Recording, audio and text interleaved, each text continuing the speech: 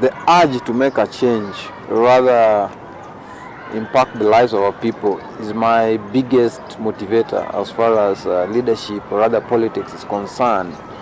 I'm so passionate about humanity. I'm so passionate about serving our people. They say that service to humanity is service to God. So I'm so much interested, rather concerned about service to our people.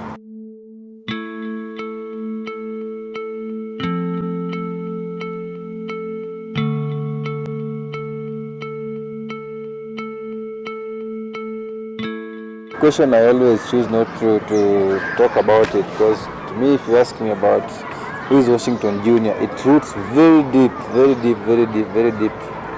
to my background. So Washington Jr. is a Kenyan youth, age 25. I was born in 1996, May. Then after 3 years, I lost my biological mom. Since then in 2004, I lost my biological dad. I would say that life has never been a cup of tea. Neither has it been a walk in the park. Following the demise of these two people, I really wish to have spent so many time with them. My mom was a teacher before her demise in 1999, and my dad, we are from a sugarcane farming area, so my dad was a farmer. We used to earn a living from sugarcane farming.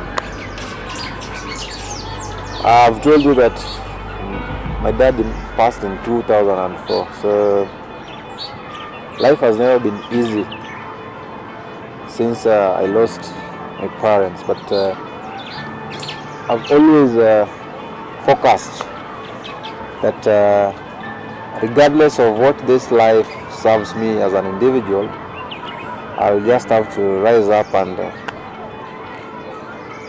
fight it head on without giving up that, oh, I'm now an orphan, I don't know. So after that, I've stayed with my grandmom for a very long time. My grandmom is still alive.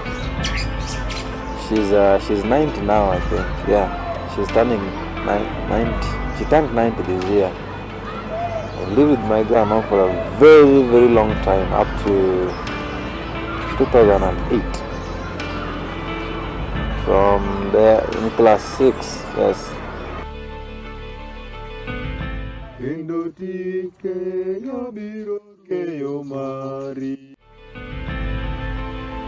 I studied my O-levels at a very interior school called Nyang'ao Primary School in Rongo. From there, I went to Kodero Baraboys High School. Then later on joined the University of Nairobi. Apart from that, I come from a very humble family. I'm from a family of 4. I'm the last born in our house. I've got an elder sister, then a brother. My brother called Osing. You know him? Yes, Osing died in 2014 when I sat for my KCSE. The day I finished my KCSE, when I came home, I came back now. It was called, when I was now a parent. See, after Form 4 they called you are a you are a parent now. So when I came back from school after finishing my exams, I hospitalized my brother for like 1 week. Then when he passed a week after my KCSE. So that also it really, I really felt it as a person, because sisters are people who will be married somewhere else, but now a brother is somebody who will always stay there in the same homestead for a very long time. So I really felt the impact of all this, and I even worried that, God, why is all this happening to me? Yeah, but regardless, I'm still pushing on, and by God's grace, when the results for KCSE came, I scored an A minus of 79 points, and I got a calling letter from University of Nairobi to study Bachelor of Commerce. Though I had some interest in veterinary medicine and law, but now my cutoff points couldn't meet that one, so I just went to business school.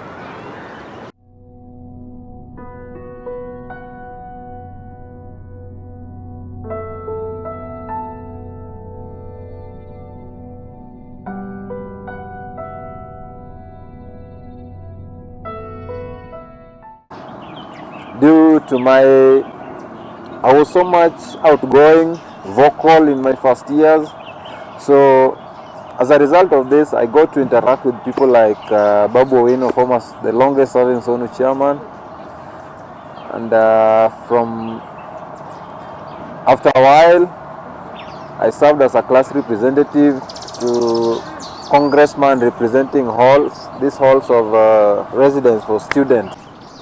By the time I was in my last year in the university, I served as the president for School of Business Law Kabete campus. Yeah, so the first time I came into limelight was when my classmate. It's a very sad story that I always don't like to talk about it. When my classmate was hit by a speeding motor vehicle along University Way. And by the grace of God, he never died on the spot. He was taken to Kenyatta National Hospital. He was then booked for some brain surgery, and due to some professional negligences, I'll call it so, we lost him.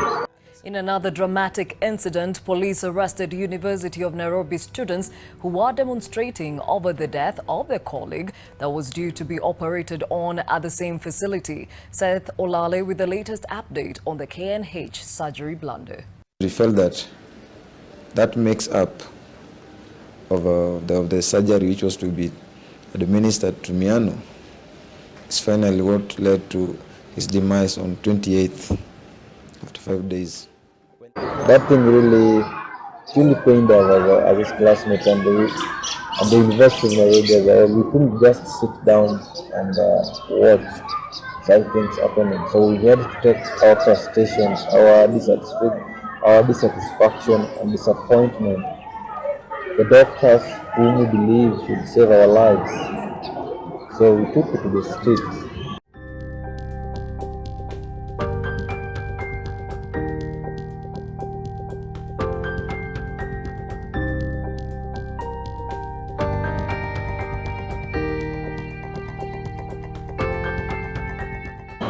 Fight for this. We are fighting on his behalf because it was normal. For your information, I got suspended at the university.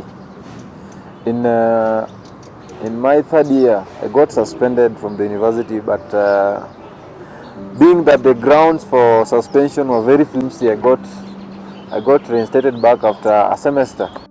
So this life is all about risk. Whatever you believe in, you should not. If you believe in something, I think you should go for it, no matter the outcomes. Because, like, when you see me on those clips and so on, we were fighting for the rights of students. Because in university, we used to believe that we better die while standing than beg while kneeling. So that is something which pushed us ahead, because we know we were doing the right thing. We have got the freedom of expression, we have got this freedom of assembling, freedom of peaceful demonstration, and furthermore, it was not us who were chaotic. It is the police who always come and start to riot. So we can't allow them. So we had to control them.